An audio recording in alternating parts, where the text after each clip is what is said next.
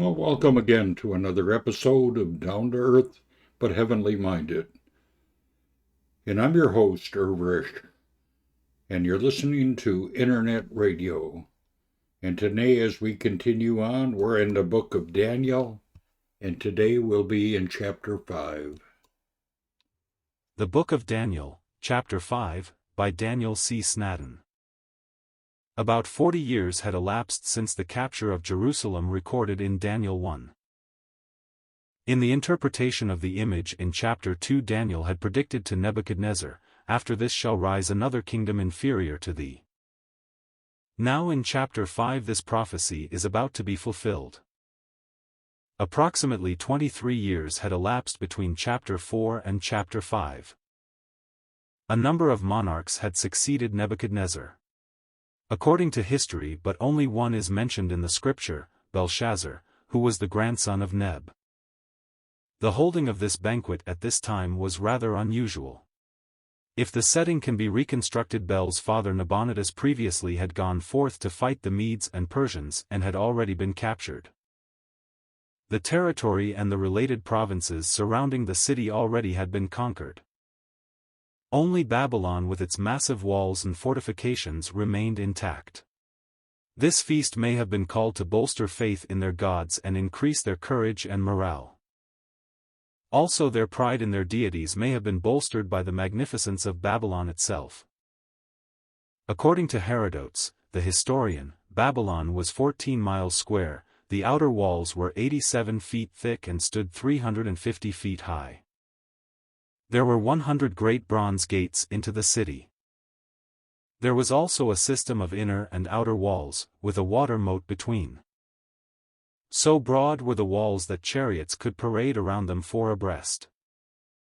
Herodotus then describes towers at appropriate intervals reaching another 100 feet into the air from the top of the wall.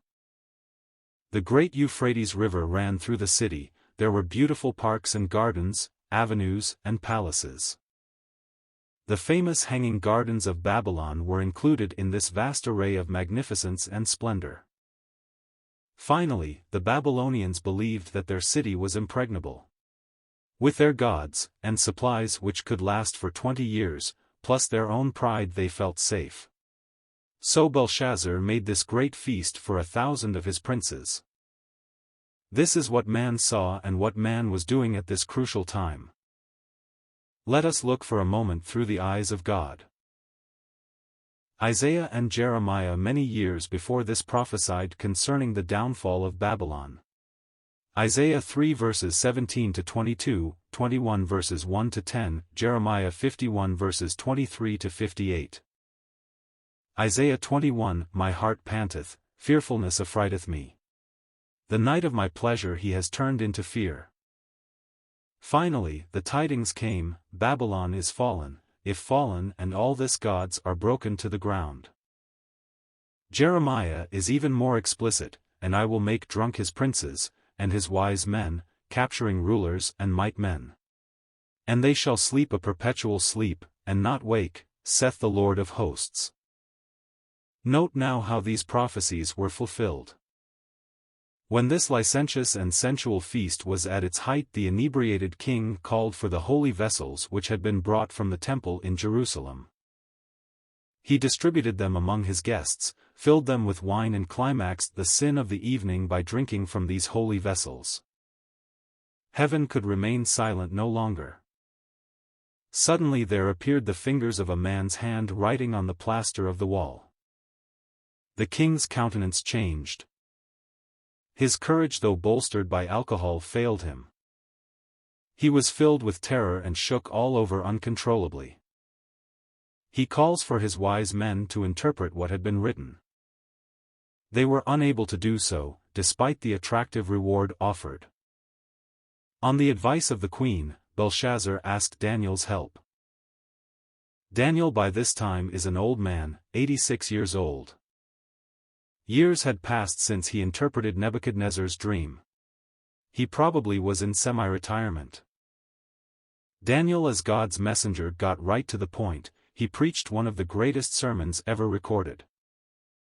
Daniel reminded Bel Of how God had dealt with his grandfather, and also reminded him that despite his knowledge he had not humbled himself before God and had committed a blasphemous sin in drinking wine from the holy vessels of God. With eloquent scorn Daniel lashes the king and princes for their sacrilege. A great hush fell on that rowdy throng. A death-like silence filled the banqueting hall. Then Daniel interpreted the handwriting on the wall. Mean means numbered. God has numbered your kingdom and finished it. Tekel means weighed.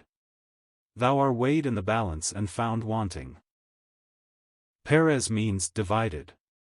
Thy kingdom is divided and given to the Medes and Persians. God's judgment was carried out. The Medes and the Persians changed the course of the river, swept into the city, and captured it. In that night was Belshazzar king of the Chaldeans slain. Verse 30. Note finality. God's judgment on a kingdom. Babylonian. Describe God's final judgment on Babylon. Final phase of Armageddon. Revelation 16. Secondly, describe the far more serious aspect of the judgment of the individual. The great white throne, eternal punishment. Lift up Christ as the only hope for sinners.